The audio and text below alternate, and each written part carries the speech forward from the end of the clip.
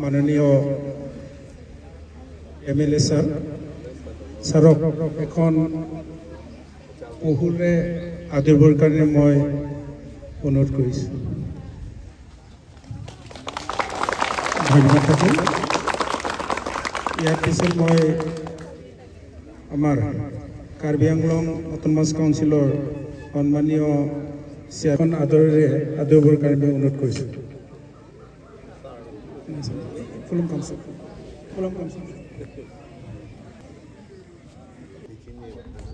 শিক্ষা বিভাগৰ চেয়াৰমেন মহোদয় সমীৰ ৰহমান ছাৰকো এখন